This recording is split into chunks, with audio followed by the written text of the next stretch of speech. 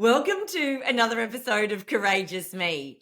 And this week, I'm very excited to have one of our gorgeous go getters here. So, I run a go getters business club, and Andrea was one of the founding members.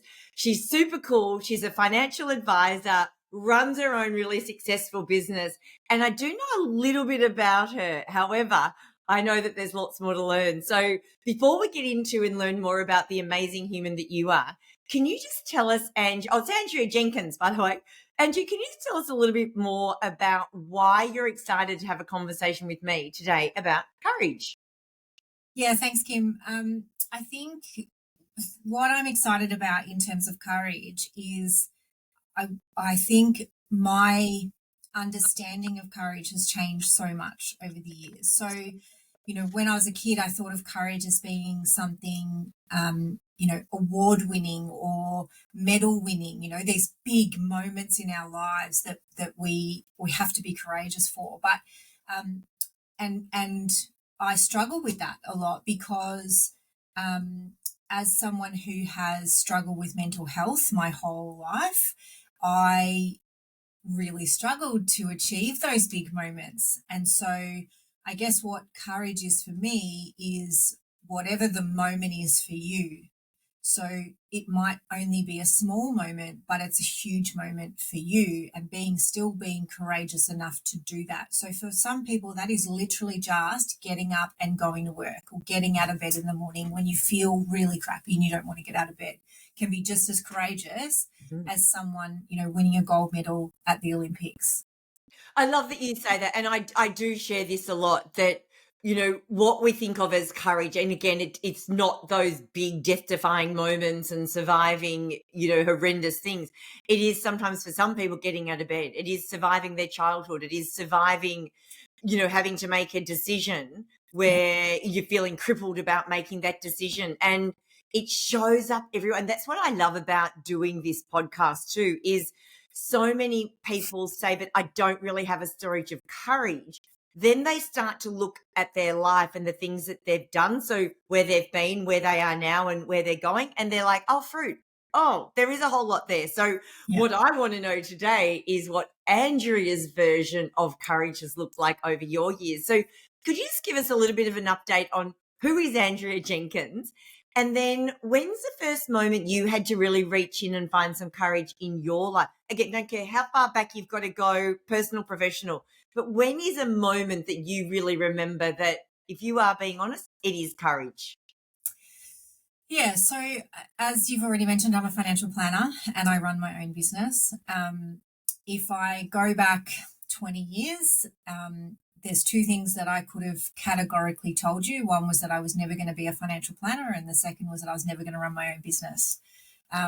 So that's really interesting when I look at that now. I literally remember going for a job in, I think it was about 2004. So it was literally probably 20 years ago, and saying, I want to work in financial services, but I want to sit in the background. I don't want to sit in front of clients. Why? Yeah. Why? Yeah. So, because I was terrified. I was Of absolutely what? terrified of what it meant to be that client facing, that front facing advisor. I am an introvert, a complete and utter introvert. But again, my definition of introvert has changed over the years as well. And Okay, how has it changed? Just yeah, keep me on that loop. That's so cool. so I guess back then I would classify myself as a shy introverted person. So, and I think those are two different things, but they at the time were together for me. So, I hated talking to people. I hated, not hated. I was terrified of talking to people. I was terrified of putting myself out there in front of people, and what that would look like. Whereas now, I very much understand that introversion is just about where you get your energy from. Mm. And I still absolutely meet that definition. And I still dislike putting myself out there personally. So in a social setting, I still don't love that. But when it comes to my work, the drive to share my messages and the knowledge that I have has overtaken my fear of sitting in front of people, and take that one step further, not just sitting one-on-one with a client, but I'm quite happy to stand up in front of a room of 200 people and share that message without flinching, because that drive has overtaken the fear. Oh, and I want to dig into this because there's so many people that would relate to just what you've shared so far. When was a moment, and I know that I haven't asked you about your first moment of courage yet, we'll get there, Yeah. but when was the moment when you first realized that, one, you didn't want your own business, two, you didn't want to be the one sitting in the front of clients? Did something happen as you were growing up, or was there a moment when you realized and quite clearly were able to say, yep, this is not what I want because of the label, I'm shy and I'm introverted? Look, I can't think of a definitive moment. I feel like I just always felt that way. Ah, And it's probably also came from a place of I can't do that. Like, that's not for me. That's not the sort of person that I am, because I hadn't ever seen that in my upbringing. And so it probably felt a little too out of reach as well. So the combination of this type of person that I was, I'm shy, I'm introverted, as well as, perhaps thinking that I'm not good enough, or good enough isn't even the right word, just literally couldn't see that that was something that I could do. And so it just felt that, that's not for me. That's out of my reach. And so this is my path that I'm going to go on. And, it was probably the safer and the easier way to go. And so that was, for me, easy and safe was the way I was always gonna do life. um and I never imagined for 1 minute that was ever going to change.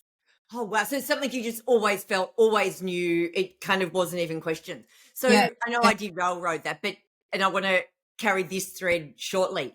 But when was a moment then that you really had to reach in and find some courage that you can recall? Like, what stands out for you? I mean, it's probably the flip of that. So, again, two major points in my life, which was when I realized I had to. So it wasn't, I didn't go from I can't, or I don't want to, or I'm not going to be an advisor, start my own business, to I am. It was I must. It went from I can't to I must in both circumstances. When I flipped, it was A, I must become a financial advisor, and B, I must start my own business. They were two huge moments, and um, it it it probably come from exactly the opposite of what I was describing. So all of a sudden, all I could see was myself as an advisor. That's the first one. And so then that was I must step into that next role. And then the bigger one was, so initially I was an advisor, I was an employee. Again, that was never going to change.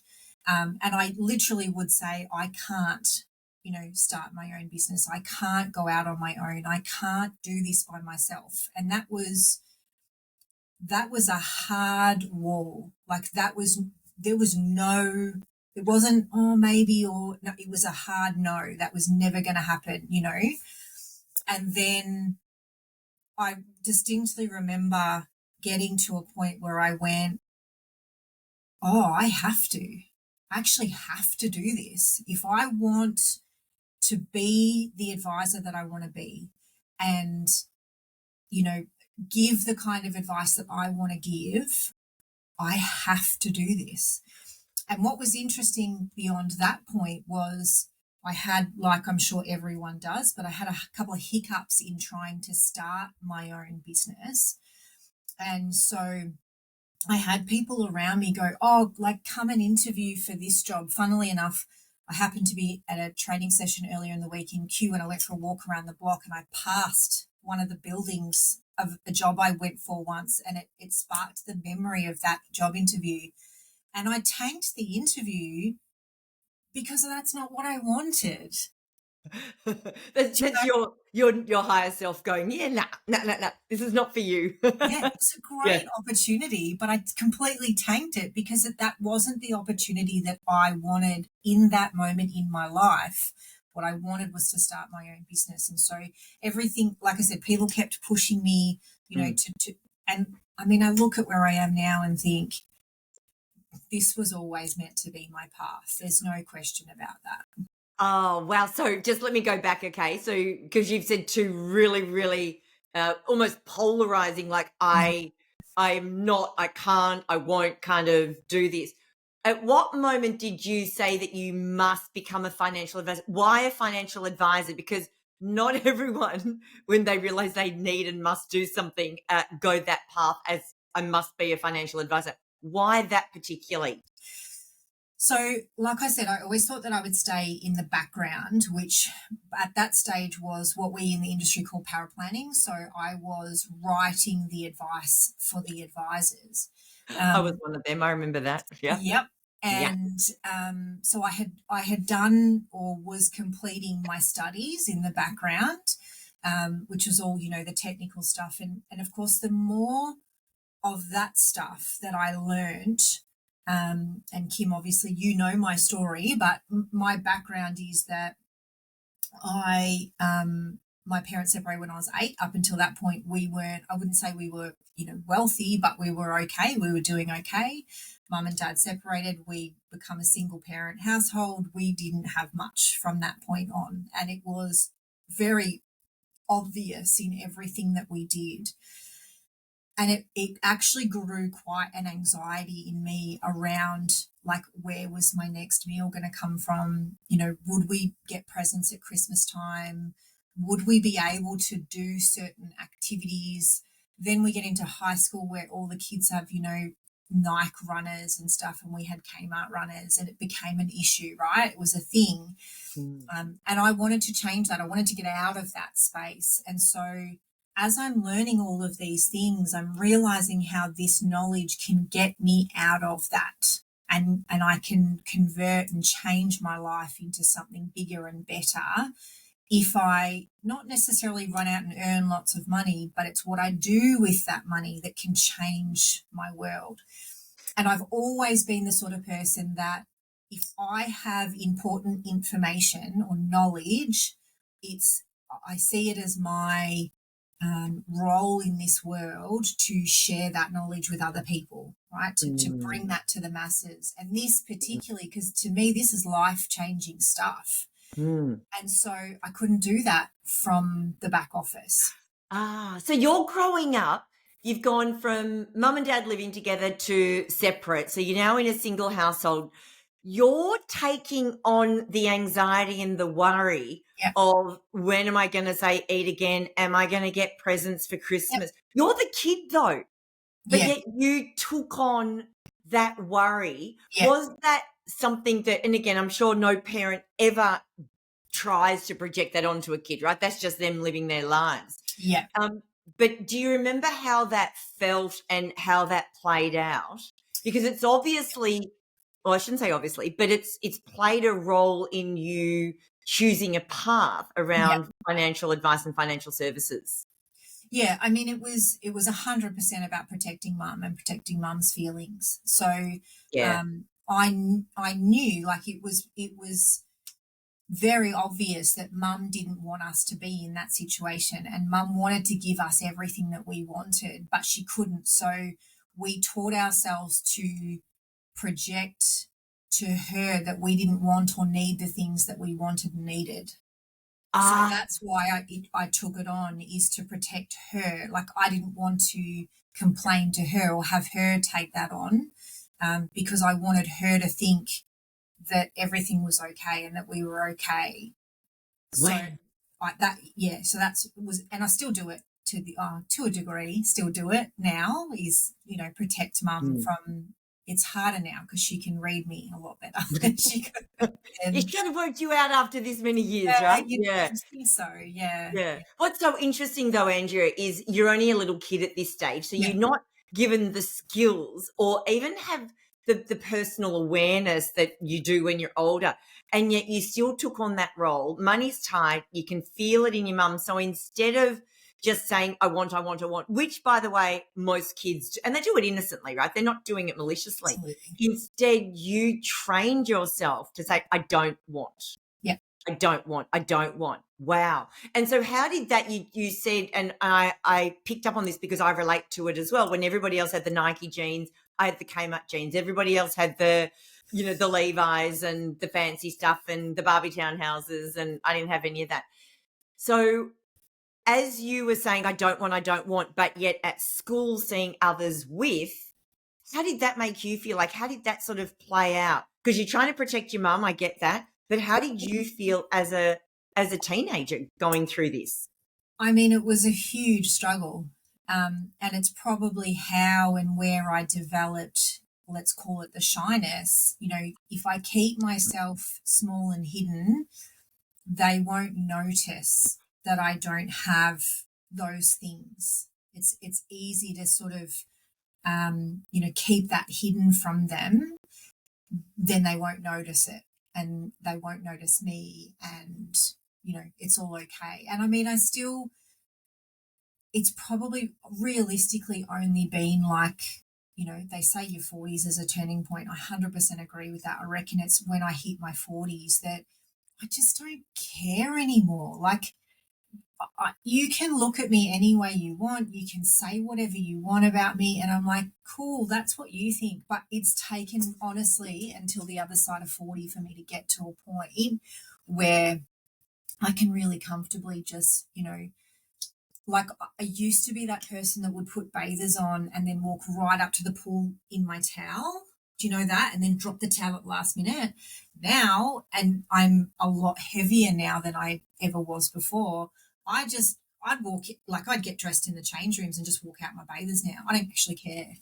I really Oh my just don't gosh. care what people think of what I look like, or, yeah, it's been a huge turning point. Yeah.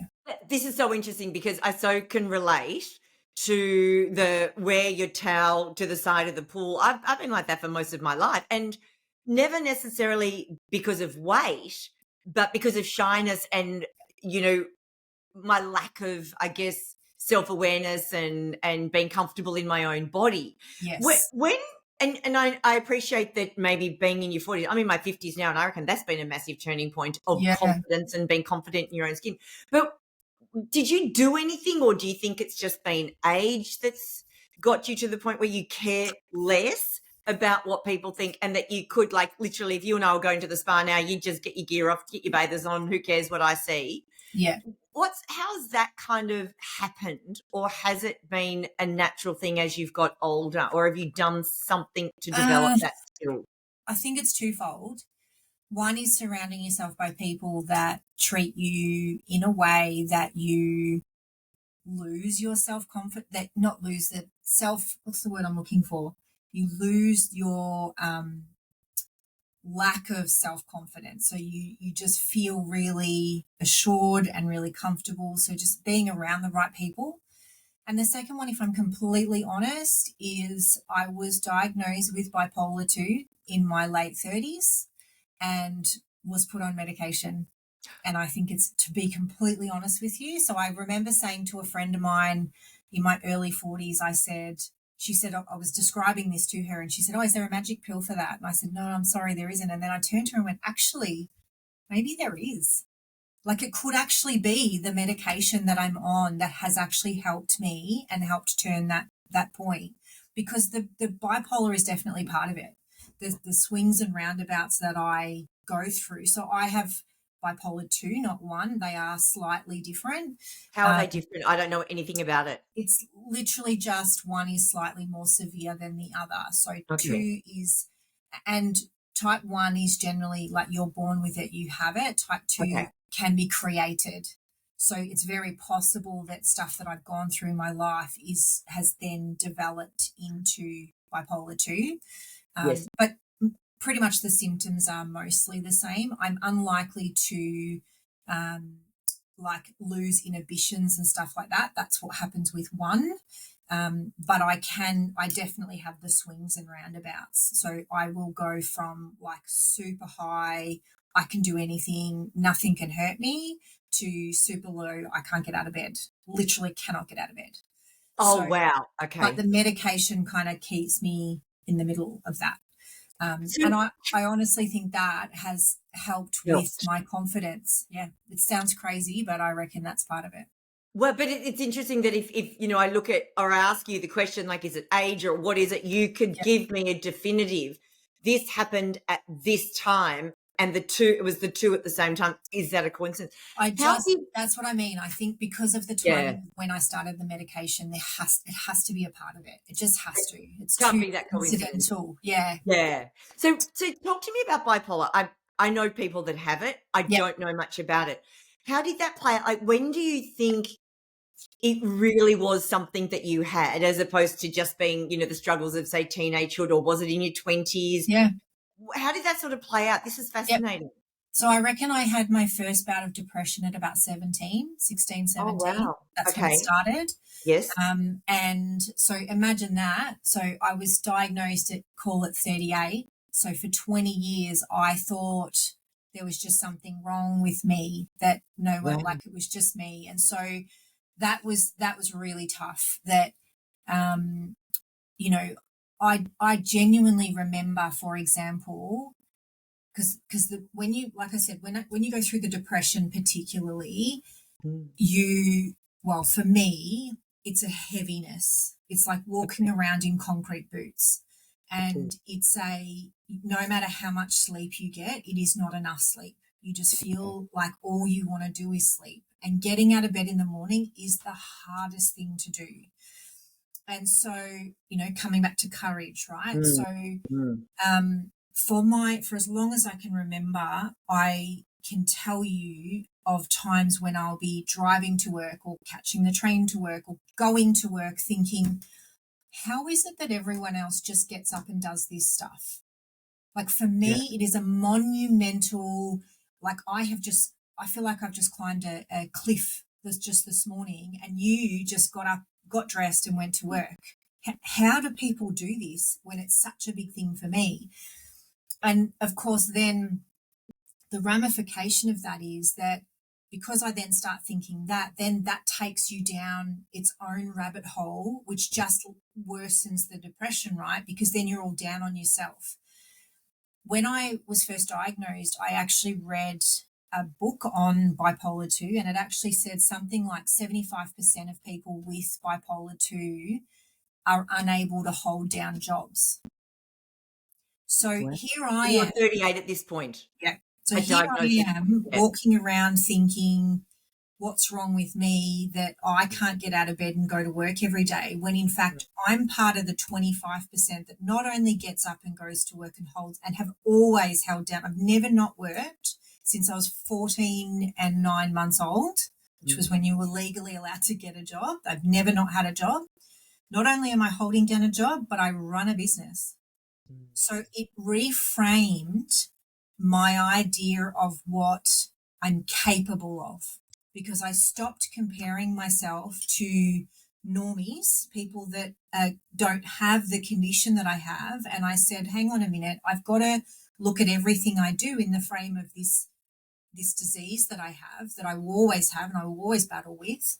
Mm. So yeah, so I was very young when I had the first case of it, Yeah. and And I was what did the doctors say? Like, when well, you yeah. So first mum experienced was it? really good. Mum has always struggled with mental health as well, so she at Okay. least acknowledged it and Yes. was quite supportive of it, but didn't Mm. really. You didn't get a diagnosis in mum's day. That just wasn't something that you did. And so I just sort of went about life, and then it wasn't like, it just got progressively worse. And it doesn't, the stupidest part about it is nothing necessarily triggers the depression. Like it's not like something happens to you and it triggers your depression. Oh, I'm going through a tough time. It just, one day you feel happy and the next day you don't. It's crazy. So it was me that finally started seeking doctors advice about it. And that was probably, well, the first doctor I saw would have been in the mid 2000s. So I would have been in my mid 20s probably when I first started going to a doctor, specifically saying, like, this is what I'm going through. Something's not right. Something's not Yep. right. Yep. Now, eventually they put me on antidepressants, which then what I found over the course of probably the next 5 years is it just got progressively worse. Even on the antidepressants. Because what I've subsequently found out is because bipolar is ups and downs, they were treating only the downs. So because he hadn't diagnosed me, he was just simply, because this is the thing, people with bipolar don't go and see their doctor when they feel good. No. They only go when they feel bad. So he's treating the only symptom he's aware of, which is the depression.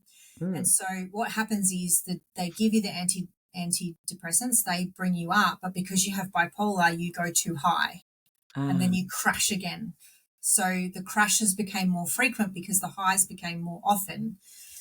And so eventually I pretty much crawled into my doctor's office and went, you need to help me. Like, this is, something's still not right. And he finally sent me to a psychiatrist who has the ability to A, diagnose and B, prescribe. And it was only then that I got pretty much the very first appointment with him. He never said anything, but he said, within 15 minutes of you walking in here, I knew exactly what the problem was. Oh, well, he knew what to look for too, right? He knew. It took him 3 sessions to tell me and start the medication, because the medication's pretty serious business too. Yeah. It can have other side effects, which luckily I haven't had any, well, apart from weight gain, which is a fun one. But yeah. Wow. Yeah, so 38 when you've been diagnosed. In your mid-20s, you've gone to get medical help because something's not right, although you've experienced it from 17.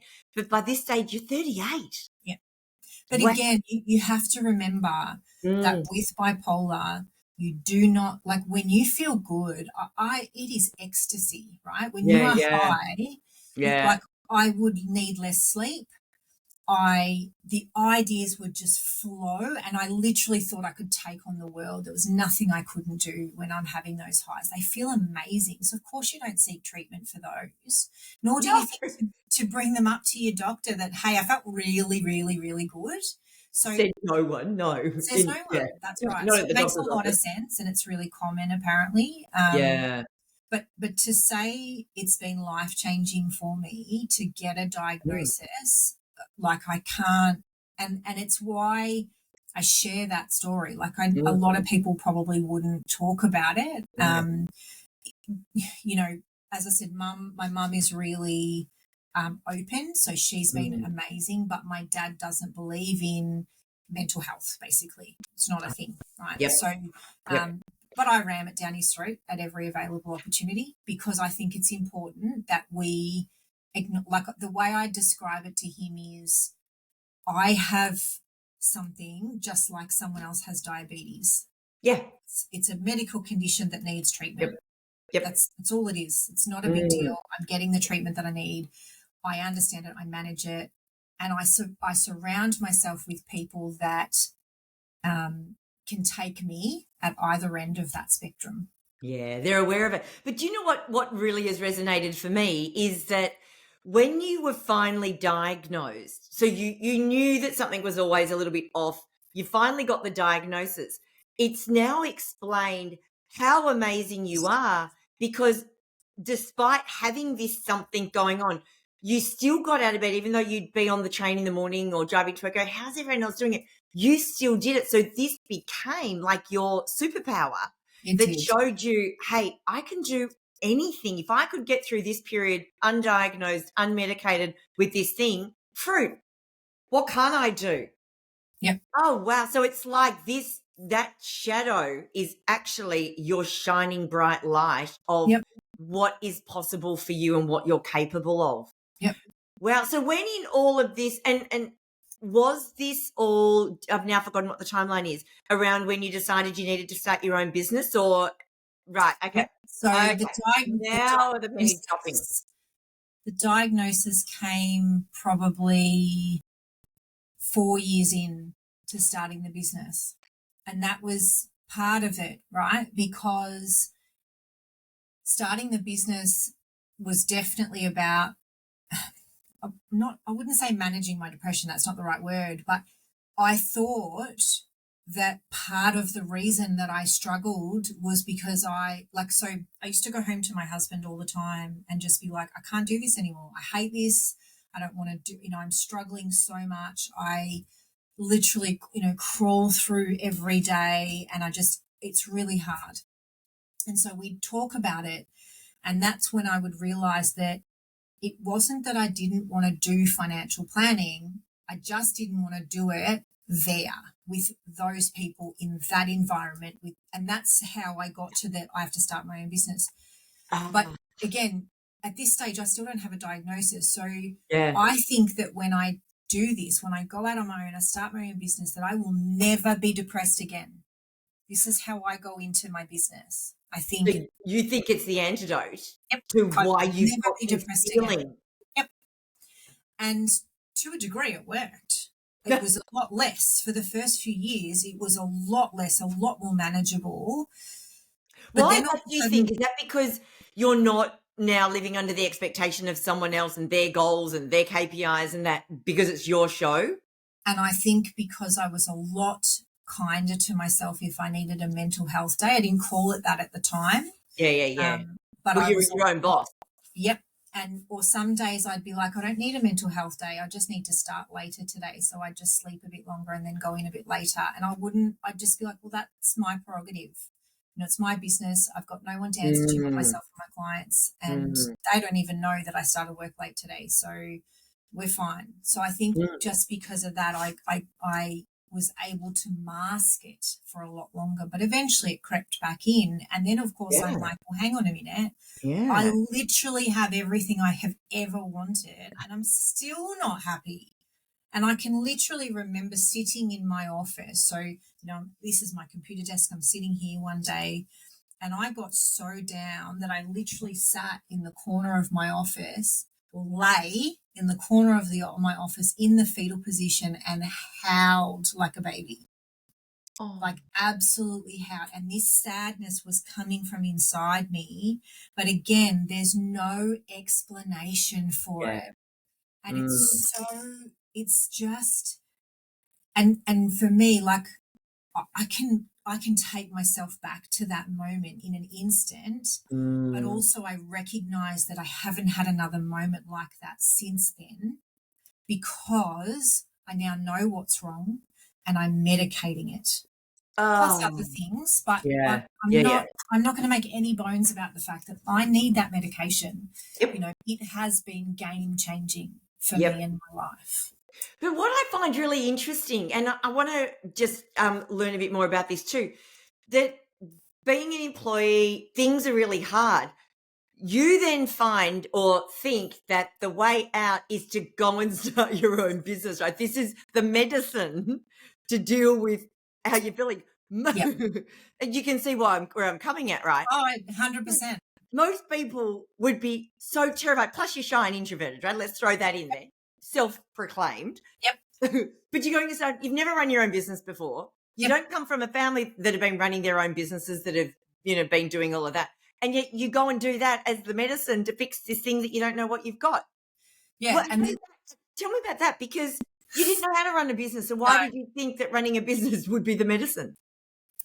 I mean, so again, let me back it up a little bit and say, remember, I'm going into this not knowing what's wrong with me. Yeah. So what I think is wrong with me is that I'm not living my passion. I'm not living my truth. So if my truth is I'm a financial planner that gives advice in this manner, but I'm giving it in this manner, then clearly if I go out and start doing it the way I should be doing it, then it will fix my depression. That's my thinking, right? It's as simple as that. That's my thinking.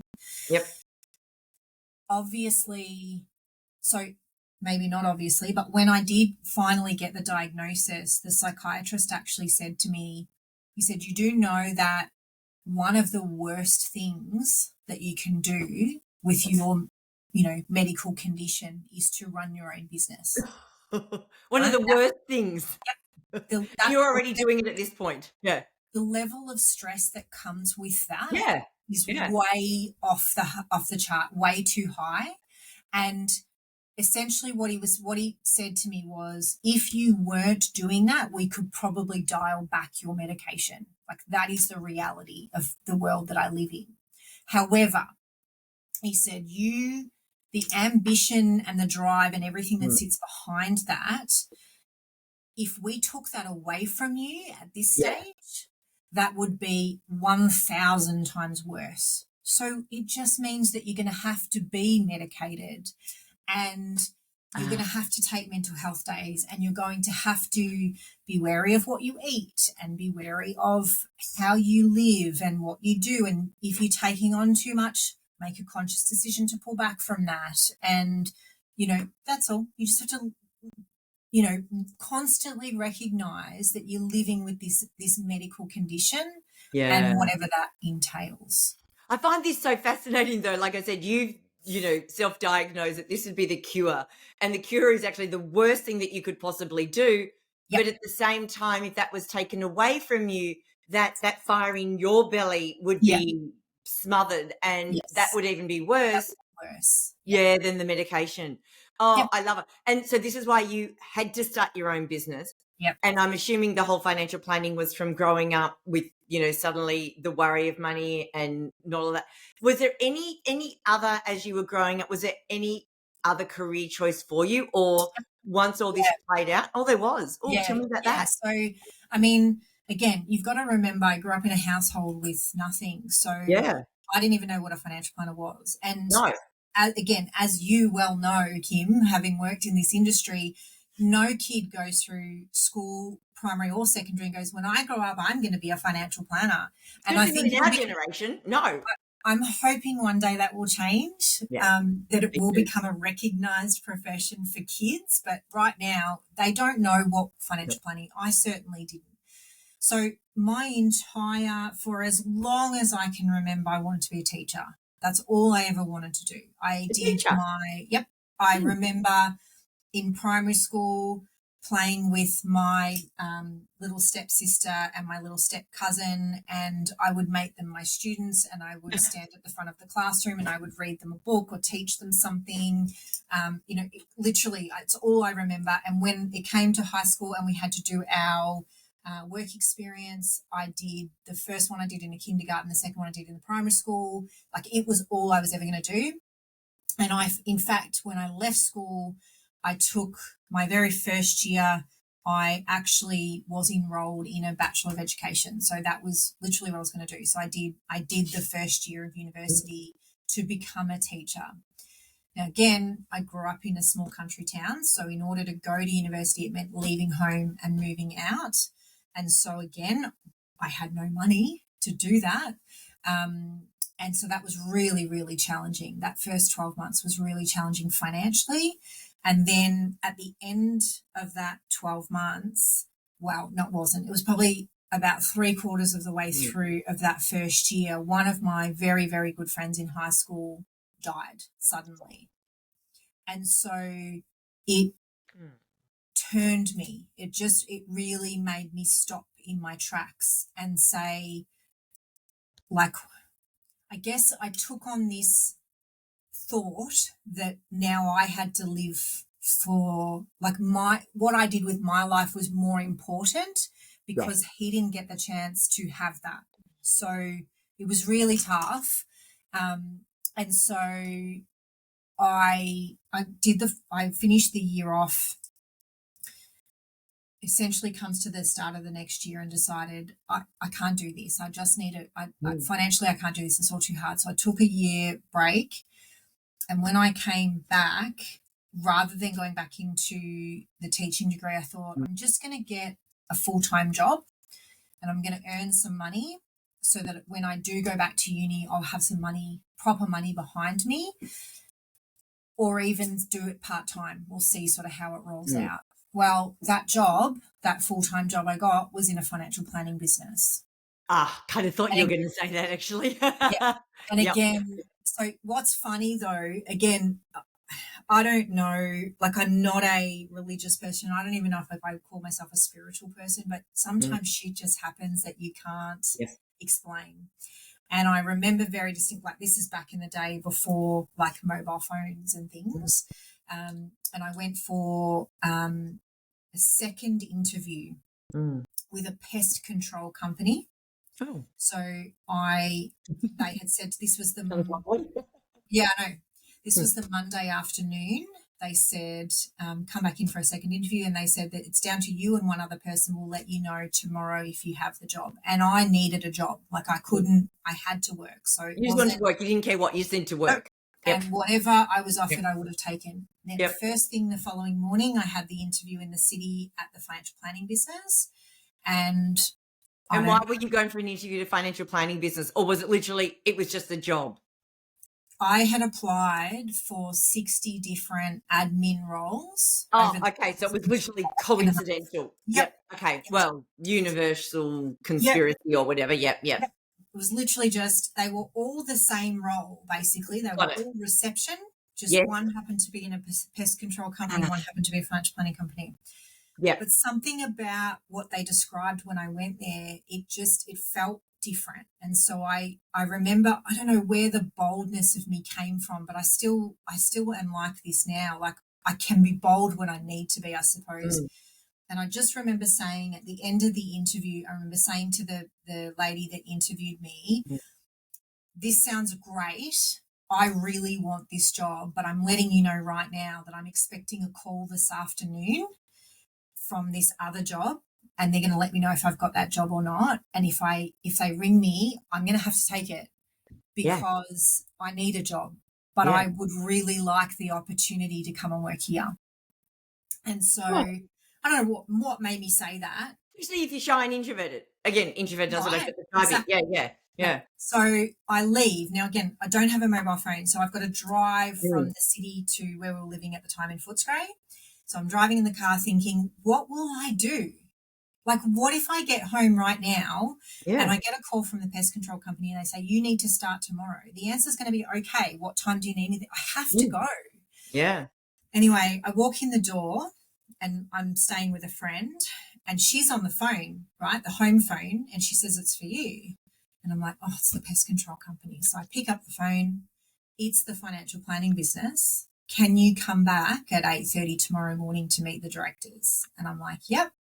So I get off the phone and again, I'm like, now what do I do? And I'm like, nope, like what will be, will be. So I leave it. Nothing. I don't hear from the other company. I go in, I literally meet the directors and they go, the job is yours if you want it. Oh, And I never heard back from the pest control company. Just never. wow.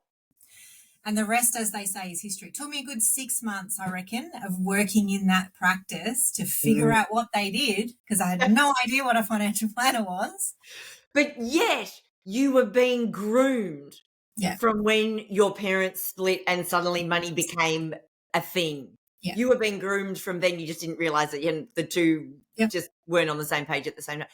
Oh, wow. I don't remember what they said to me in that interview that must have resonated enough for me to go, you need to call me back. I want it. I really, but something obviously came, it might have been just the vibe or I don't know what it was, but there was something about it that I was like, I need this job. Like I don't want it. I need this job. Right. And I got it. And you got it. And again, that's so fascinating given the path you've been on, the path that you had unbeknowingly been following. And interestingly enough, financial planning is about teaching people about money. Exactly. So the whole teaching component. But that's the interesting thing, Kim. Yeah. The job I was in before I went out on my own, we weren't teaching people about money. Right. Which is why it wasn't the right job for you. Correct. We were simply telling them to do stuff. Yeah. And while it was in their best interest, they weren't necessarily doing it. Whereas now I teach them about money and I help them understand how doing this is going to get them what they want. And now they actually implement the stuff. So that's why I had to go out on my own. Oh, I love it. And I totally understand now when you go back to saying that you were never going to be a financial advisor, never going to run your own business, and it turned to you have to be a financial Yeah, planner and you have to run your own business yeah, because you need to be not just bringing the knowledge to the table, you need to bring it in the teaching way yes, that, you know, you came from teaching yourself basically to not want anything yep, because of your childhood. And yep, I know that the financial planners that do it right start with what do you want? You yep, know, get clear on what you want. Then we just work out how to align your money to make that happen yep, as opposed to correct. money for money's sake. So, yeah, the picture is just being painted so beautifully. And Yeah, so today, like you're, and I do know a little bit about your business, but for those that don't, tell me about what goes on in your business today. Like, given that, you know, where you are, what you've done, you've been building it for, and how old are you, just for context? I'll be 46 in a month and a half. Oh, beautiful. So, yeah, just so people, you know, putting the timeline together can understand. Yeah. So, where are things now in the business? So, what's kind of big in your world right now? Yeah, so we're about 12 years in since I opened the doors. Mm, I mainly work with, couples, one-on-one with couples, which has absolutely been my focus, is to grow that, client base, so to speak, of people that I work with and work with on an ongoing basis to help them to reach their goals. yeah, As I said, it's very much about education. So, yeah, I want them to understand not just what I'm doing, but why I'm doing it, ideally. yeah, Some people want to know more than others, and that's perfectly okay too. yeah. I guess I also, one of the things that I've been really passionate about, particularly since because I work close to my home. And so I do a lot of free information sessions. So I get out into the community and talk about preparing for retirement, for example. Yeah. And that's been something I've been really passionate about, is Mm, just giving that little snippet of information. That does, some of those people will then say, we can't do this on our own, we need to come and see you. Some of the people say, that's exactly what I needed to be able to go and work this out for myself. And that's fine. That's exactly what it's all mm. about. So that's something I've been able to do as well over the last 10 years, pretty much. I've been doing those. And that's such a beautiful thing that you're able to give back in that context. So both, not just from the financial planning point of view, but from the education point of view. Yes. Yeah. Because I completely agree, like, and having been in financial services for 30 years myself, it's the lack of understanding or the knowledge. And sometimes people just need to know a little bit more Yeah. to be able to then go and do what they need to do or get the help that they need to get. So, Yeah. yeah, no, I love that. So, you know, given this is all about courage and fruit, wow, I've learnt so many things about you and the journey you've been on. What's the next thing that you've got to really reach in and find some courage to do? Yeah. So, there's something that I have always wanted to do that I've put on the back burner because I needed to get to a place financially where I could afford to invest my own time into something else. And that is essentially building, so rather than that one on one piece, which can be quite expensive so a lot of people just cannot afford Mm, one-on-one personal financial advice, which is a yeah, real shame. yeah. But it is unfortunate the way that our Mm, industry works. So I really would like to build like a course that people can do, or modules that people can do mm, to start to learn some of this stuff and deliver it more, um, certainly at a better price point for more people. um, to be so completely honest about it, the idea of it completely terrifies me on a couple of levels. One, because it is a shift away from what I'm doing now, but I don't want to. It's not a turn this off, turn that on. It's in addition to what I'm doing at the mm, moment. And I'll be honest, Kim, because you'll love this, but every time I think about it, there is this tiny little voice in my head that says, no, don't change everything. Everything's really comfortable and easy at the moment. You know what you're doing now, and it's really simple and easy. But if you change and you do something different, you've got to start all that again. And I think the older we get, the harder it is to step Mm. into something new. And that's literally what I'm feeling at the moment. But And the that goes more back to I what you feel said that, earlier about wanting things easy and comfortable. yeah, Yeah, it's, that little it's voice. absolutely. But I know it's just something that I have to get Mm. comfortable with, because it I'm at that stage where I can do this, Yeah. and so it just needs to get to that same point where it's a need. I Mm. need to do it. Not I can, not I want to, but I need to do this. Oh, you do need to do it. You I need do. to do it for you. And I was going to say, what scares you about it? Because you know your stuff. Yeah, You love it's teaching. What scares you? just simply the fact that I have to do something different. Like Mm. most of what I do now, while there's a lot of it, it doesn't take a great deal of Ah, different thought or different yeah, processes. yeah. I've done it so many times that I know Mm. this stuff.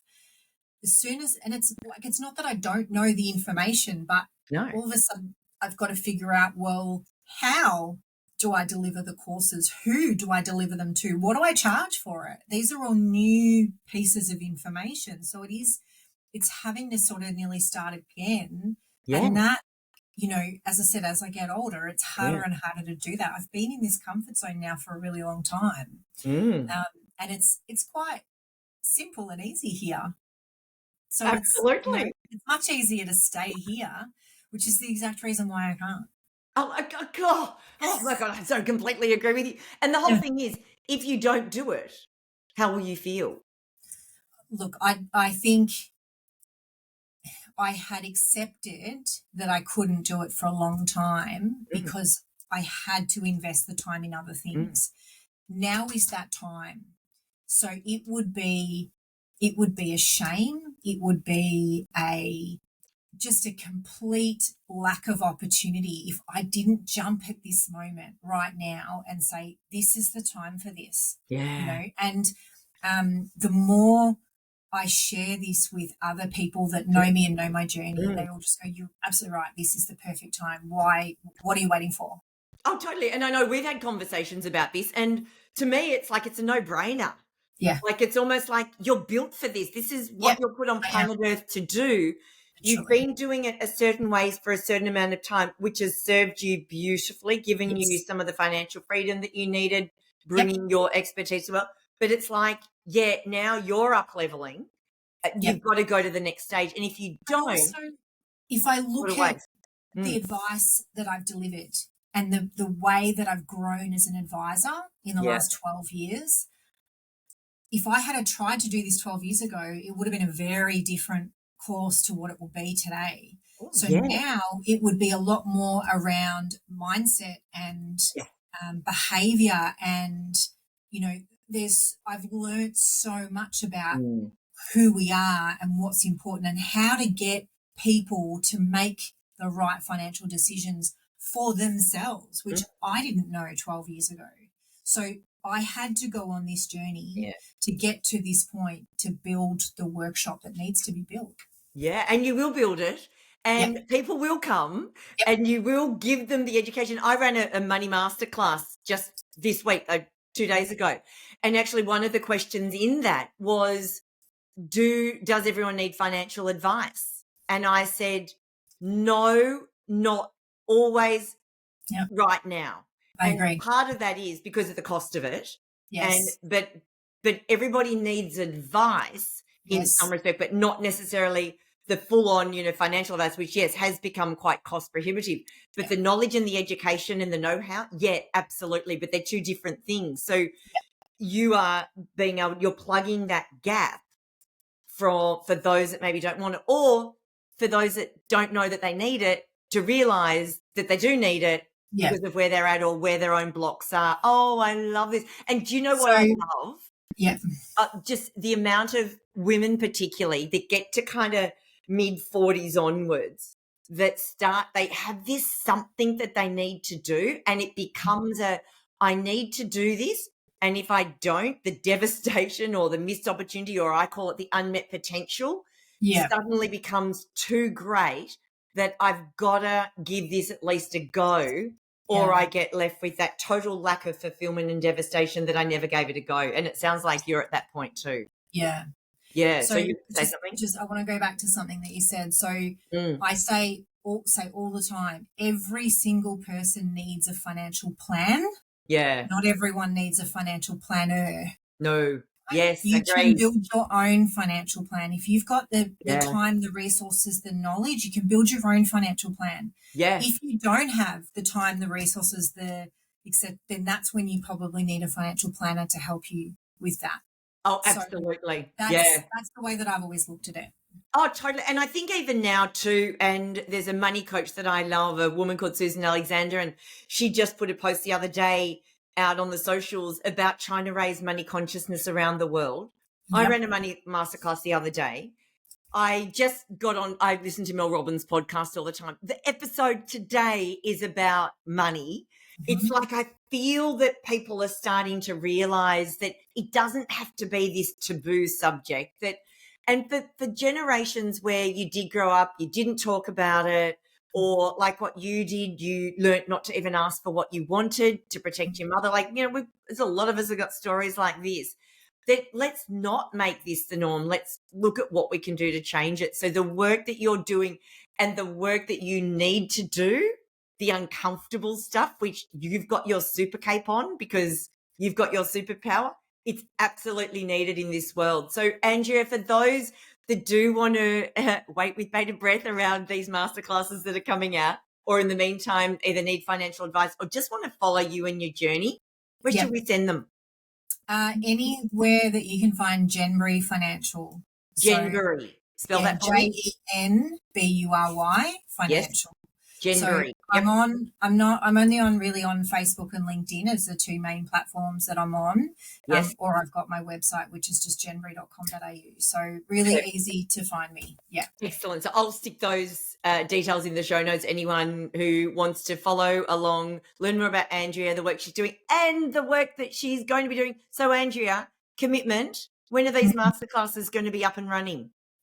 So I've committed to basically working on this over the course of the next 12 months. So the idea is, as you can imagine, I can't just drop my existing workload and work on it. So the idea is I've got a few initial steps that I've already marked out as action items, but over the course of next year to sort of free up a day a week that I can then work on just this program and what that looks like, and have that ideally ready to go. Even in a perfect world, actually run one or two for free next year and essentially beta test them would be great. Perfect. So anyone listening, you want to be in the beta test, jump on board, let Andrea know, and you can be her beta test guinea pig, so to speak. Absolutely. But from a woman who's been a financial advisor and has learned about money from a very, very young age, then this is your person. Andrea, what a delight. I seriously could sit here and just talk more, pick your brains all day. But thank you for coming on. And here's to your next step of being courage and bringing so much goodness to so many people's lives. Loved it. Thanks, Kim. Cheers.